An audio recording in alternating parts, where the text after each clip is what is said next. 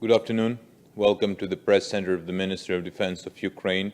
Here is our weekly update of the situation in the operations area of the Joint Forces from 20th to 26th of May 2019.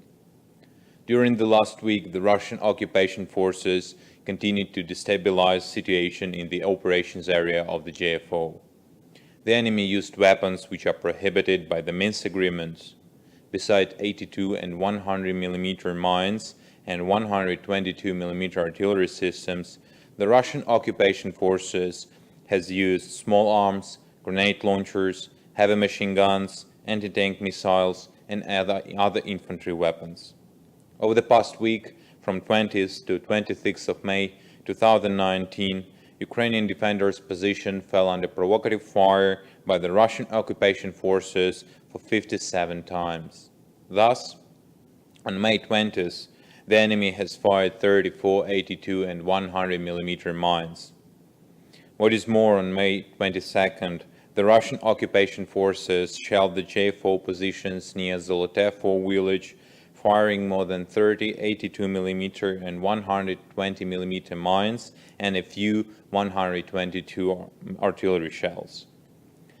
On May 23rd, more than 13 82 and 120 mm mines were fired by the enemy. One more time, on May 24th, the Russian occupation forces has fired 25 120 and 82 mm mines. The situation in the operations area is under full control of the joint forces. Our servicemen opened fire in response to the pressed enemy activity, using infantry weapons and by strictly adhering to Minsk agreements. As the result of Russian armed aggression, 7 of our servicemen were wounded in action. We want to inform with grief that during last week, 1 serviceman was killed in action. We express our sincerest condolences to families and loved ones of our deceased defender. And now to the information from the Defense Intelligence of the Ministry of Defense of Ukraine. According to the directives from the Kremlin, the Russian occupation administration has started a massive propaganda campaign among local population to further disseminate information to increase the number of people who has obtained citizenship of the Russian Federation. They also urge local population to convince their relatives on the government-controlled territories to do the same. Moreover, the Russian occupation authorities have increased the intensity of the dissemination of false and distorted messages by local media with allegations that the JFO in the violation of the ceasefire and shelling of civilian infrastructure. In this way, Russian propagandists are trying to convince the local population to intensify hostilities on the part of the Ukrainian side. At the same time, propaganda-filled groups, one of them is Russian television channel NTV, are involved in the preparation of provocative materials for misleading the population. And now for other news.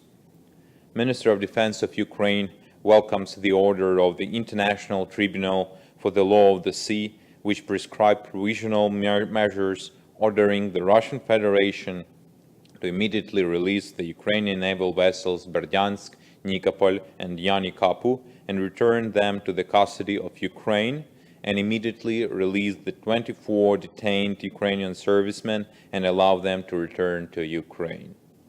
As the tribunal stated, the actions taken by the Russian Federation create a real and ongoing risk of irreparable prejudice to rights claimed by Ukraine to the immunity of its naval vessels and the servicemen on board. Minister of Defense now expects Russia to comply promptly and in full with the tribunal's order. On May 23rd, the stage of testing of the missiles Vilha-M and Vilha-R missile system took place in the Odessa region. The Ministry of Defense said that the tests were successful and that the state tests are to take place from August to October to further adopt these types of systems in the armed forces of Ukraine.